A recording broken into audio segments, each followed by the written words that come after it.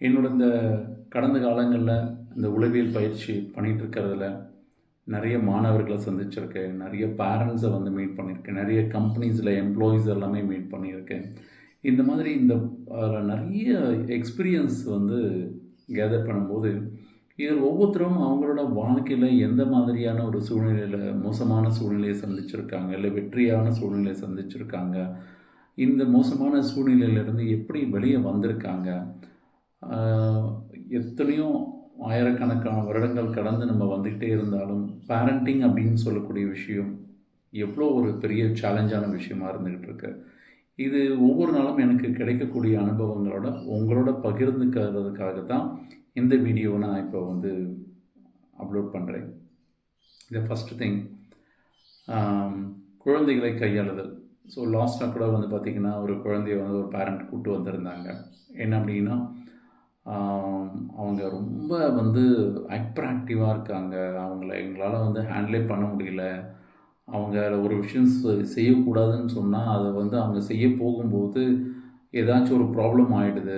இதை எப்படி எங்களால் ஹேண்டில் பண்ணவே முடியல, ரொம்ப பயமாக இருக்குது அப்படின்ற மாதிரி இருந்தது. இப்போது நம்மளுக்கு என்ன தோணும்? அப்போ அவரே சொல்கிறாரு, என் குழந்தைய நான் அடிக்கணும்னு விருப்பப்படுறதில்ல, ஆனால் ஒரு எக்ஸ்ட்ரீம் கண்டிஷன் போகும்போது அந்த கோவத்தில் என் குழந்தைய நான் அடிச்சுட்றேன், அதுக்கப்புறம் நான் ரிக்ரெட் பண்ணுறேன், என்னால் வந்துட்டு இதை கண்ட்ரோல் பண்ண முடியல. உண்மையிலேயே இந்த பேரண்ட்டை வந்து நம்ம பாராட்டணும். ஏன்னா இந்த அவேர்னஸ் இருக்குது பார்த்தீங்களா, நான் இந்த விஷயத்தை தப்பு பண்ணுறேன், என்னால் அதுலேருந்து வெளியே வர முடியல, ஆனால் இது தப்புன்னு தெரியுது அப்படின்னும்போது இந்த ஒரு மன மாற்றம் பேரண்ட்டுக்கு வந்துச்சு அப்படின்னாவே குட்னு சொல்லுவாங்க. ஏன்னா ஒவ்வொரு குழந்தைங்களுக்குமே வந்து சைல்டுஹுட் வந்து மிகப்பெரிய ஒரு வரம். அந்த வரமாக இருக்கக்கூடிய விஷயத்தை வந்து நம்ம சாபமாக மாற்றிட்டோம் அப்படின்னா அவங்க லைஃப் டைமில் அவங்க அனுபவிக்கக்கூடிய பெயின் வந்து ரொம்ப ரொம்ப ரொம்ப ரொம்ப அதிகம். ஏன் இங்கே இந்த கருத்தை நான் பதிவு பண்ணுறேன்னா, நிறைய கப்புள்ஸ் என்கிட்ட வந்து கவுன்சிலிங் வந்துட்டு வரும்பொழுது நான் அவங்களோட பார்க்கும்போது அவங்களோட 1-to-1 அவங்களுக்கு அந்த கவுன்சிலிங்கில் வந்து கொடுக்கும்போது நான் புரிந்து கொண்டது என்ன அப்படின்னு பார்த்தீங்கன்னா, ஒரு ஹஸ்பண்ட் வந்து சொல்லுவாங்க, எங்கள் வீட்டில் எங்கள் அம்மாவை வந்து எங்கள் அப்பா இப்படி தான் ட்ரீட் பண்ணார், அவங்க எதுவுமே வந்து சொன்னதே கிடையாது, அவங்க வந்து இப்படி தான் பேசிக்குவாங்க, முரணான கருத்துக்கள், மோசமான வார்த்தைகள், அதான் திருப்பி நார்மலாக லைஃப்பை லீட் பண்ணுவாங்க. ஆனால் என் ஒய்ஃபுக்கு அது வந்து வரமாட்டேங்குது, அவங்க வந்து இது எப்படி வந்து என்ன தப்புன்னு சொல்லலாம் அப்படின்றது கருத்தாக இருக்குது. அதே மாதிரி ஒரு தப்பு பண்ணுறாங்க அப்படின்னா அந்த மிஸ்டேக் பண்ணும்போது அவங்கள அடிக்கிறது தானே வந்துட்டு நேச்சர். ஏன் அடிக்கிறது நேச்சர்னு சொல்கிறீங்க?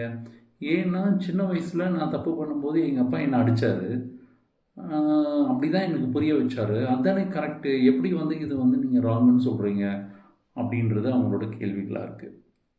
சைக்காலஜிக்கலாக வந்து பார்த்திங்கன்னா ஒரு குழந்தை ஒரு குற்றம் பண்ணும்போதோ, குற்றம் சொல்ல முடியாது, ஏன்னா அந்த குழந்தைக்கு அது குற்றம் அப்படின்றது வந்து நீங்கள் சொன்னதுக்கப்புறம் தான் தெரியும்.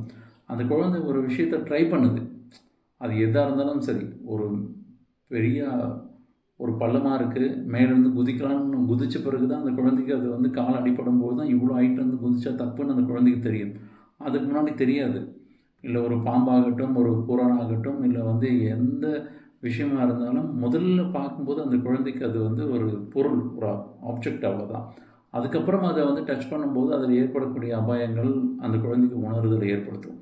அப்போ அந்த குழந்தையோட புரிதல் எங்கே இருக்குன்னு பார்த்து அதுக்கு தகுந்த மாதிரியான ஒரு புரிதலை அந்த குழந்தைக்கு ஏற்படுத்தி அந்த குழந்தையோட பிரெயினில் அதுக்கான எக்ஸ்பீரியன்ஸ் கிடைக்கும் போது தான் எஸ் இது பண்ணணும், பண்ணக்கூடாது அப்படின்ற ஒரு புரிதலே வந்து ஏற்படும். ஆனால் நமக்கு அவ்வளோ பொறுமை கிடையவே கிடையாது. அப்போ இன்றைக்கி பேரண்ட்டோட செக்மெண்ட் எப்படி இருக்குது? பயங்கர பிஸியான ஒரு மூமெண்ட்டில் வந்துட்டு இருக்காங்க. ஒன்று, அவங்களுக்கு வந்துட்டு ஃபேமிலியில் இருக்கக்கூடிய கமிட்மெண்ட்டோட ஒரு ப்ரெஷர், ரெண்டாவது ஒர்க் ப்ரெஷர், மூணாவது சோஷியலைஸ்டாக அவங்களோட மொபைல் அவங்களுக்கு ஆக்குபை பண்ணி வச்சுட்ருக்கக்கூடிய விஷயங்கள். இதெல்லாம் தாண்டி அவங்க குழந்தைக்கிட்ட வரும்பொழுது அந்த குழந்தையோட உலகத்துக்குள்ளே ட்ராவல் பண்ணுறது பெரும்பாலான பேரண்ட்ஸ்க்கு வந்து மிகப்பெரிய ஒரு கஷ்டமான விஷயமா இருக்குது. அப்போது அந்த ப்ரெஷர் எல்லாத்தையுமே வந்து இவங்களோட பொறுமையை கையாளுறதுக்கு பதில் கோபத்தை வந்து வெளிப்படுத்திடுறாங்க. அப்போது உங்கள் குழந்தைகிட்ட நீங்கள் வந்து கோவப்படாமல் இருக்கணும், இல்லை ரொம்ப பேஷன்ஸாக பொறுமையாக நீங்கள் கையாளணும்.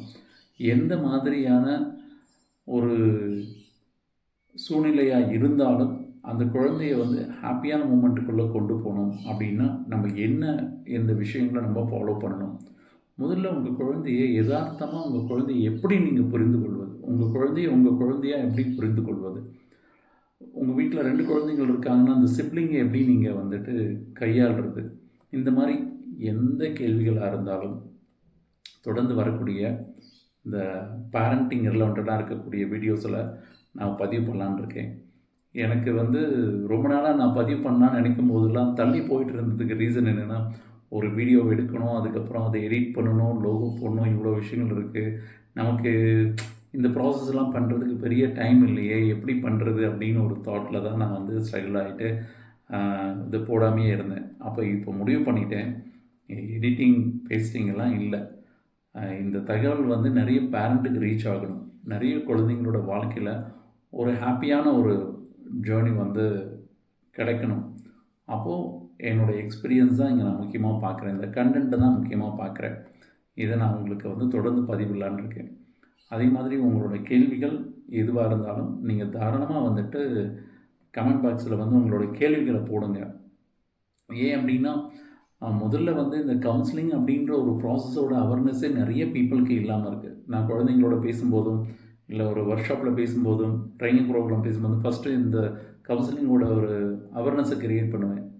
அது எனக்கு ரொம்ப முக்கியமானதாகவும் தோணுது. என்ன அப்படின்னா, இப்போ நான் நடந்து போயிட்டுருக்கேன், தடுக்க கீழே விழுந்துடுறேன், கால் அடிபட்டுடுச்சு, ப்ளட்டு கொட்டுது. நான் என்ன பண்ணுவேன், பக்கத்தில் இருக்கிற ரோட்டில் போகிறக்கிட்ட ஆளுக்கிட்ட வந்து என் கால் அடிபட்டுருக்கு என்ன பண்ணலான்னு கேட்பேனா, இல்லை ஏதாச்சும் மெக்கானிக்கல் ஷாப்பில் போயிட்டு சரி பண்ணிக்கணும்னு தோணுமா? என்ன பண்ணுவேன், ப்ரொஃபஷனல் டாக்டர்கிட்ட தான் போகணும். அப்படி இல்லாமல் இந்த மாதிரி டிசிஷன் எடுத்தேன்னா முட்டாள்தனமான விஷயமா இருக்கும். கரெக்டுங்களா? அதே மாதிரி இப்போ என்னோடய கார் வந்து ப்ராப்ளம் ஆகிடுச்சு, எந்த டாக்டர்கிட்ட போய் நான் ஊசி போட்டுக்குவேன்? டாக்டருக்கு போயிட்டு ஊசி போடணும்னு நம்ம கேட்கும் போதே சிரிப்பாக இருக்குது இல்லையா? அப்போது டெஃபினட்டாக ஒரு மெக்கானிக்கல் ஷாப்பில் அதுவும் ஒரு அந்த ஸ்பெஷலான பர்சன்கிட்ட போகும்போது தான் அவங்க அதை வந்து ப்ராப்பராக ஹேண்டில் பண்ணுவாங்க. அதே மாதிரி தான் மன ரீதியான ஒரு உளைச்சலுக்குள்ளே நம்ம போகும்போது, இல்லை 1 வாரம் ஆச்சு, 10 நாள் ஆச்சு, 15 நாள் ஆச்சு, இந்த மன குழப்பம் நீடிச்சுக்கிட்டே இருக்குது, ரைட்டான ஒரு கைடன்ஸ் எனக்கு இல்லை, அப்போ யார்கிட்ட போகிறது?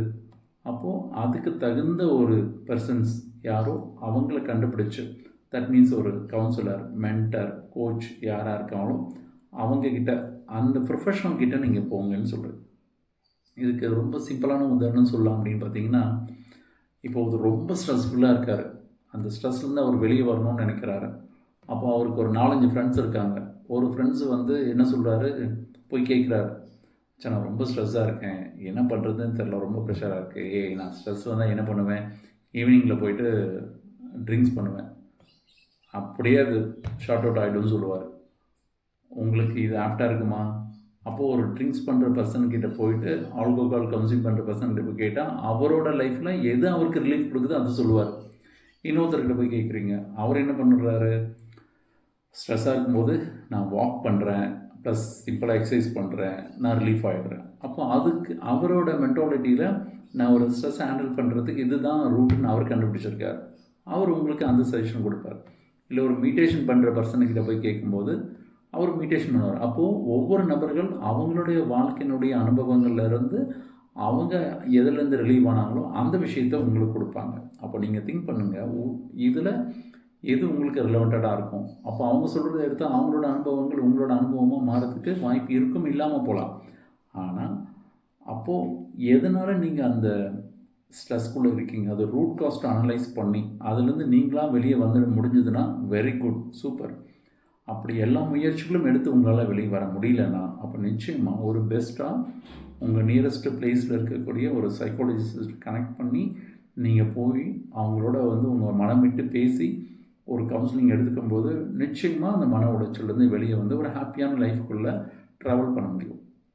இது ஒரு இண்டிவிஜுவல் பர்சன் ஆகட்டும், இல்லை ஹஸ்பண்ட் ஒய்ஃப் ஆகட்டும், இல்லை உங்கள் குழந்தைங்களுக்கு இருக்கக்கூடிய ப்ராப்ளம் ஆகட்டும், எல்லாத்துக்குமே நிச்சயமாக இது ஒரு சொல்யூஷனாக இருக்கும். ஏன்னா இனி வரக்கூடிய காலகட்டங்களில் அதிகமான மன உளைச்சலுக்கான எல்லா விஷயமும் நம்ம சுற்றி இருக்குது. அப்போது இதிலிருந்து நீங்கள் வெளியில் மீண்டு வந்து ஒரு அற்புதமான வாழ்க்கைக்குள்ள ட்ராவல் பண்ணணுன்னா நிச்சயமாக இந்த பாசிட்டிவான ஒரு குட் என்வரன்மெண்ட் உங்களுக்கு வேணும். அது யார் அமைச்சு கொடுப்பாங்க? உங்களுக்கு நீங்கள் மட்டும்தான் அமைச்சிக்க முடியும். நன்றி. மீண்டும் சந்திப்போம். உங்களுடைய கேள்விகளை வந்து கமெண்ட் பாக்ஸில் வந்துட்டு நீங்கள் போடுங்க. ஆல்ரெடி என்கிட்ட நிறைய கேள்விகள் கேட்டிருக்காங்க. அடுத்தடுத்து அந்த கேள்விகளுக்கான பதிலோடு உங்களை சந்திக்கிறேன். நன்றி. வணக்கம்.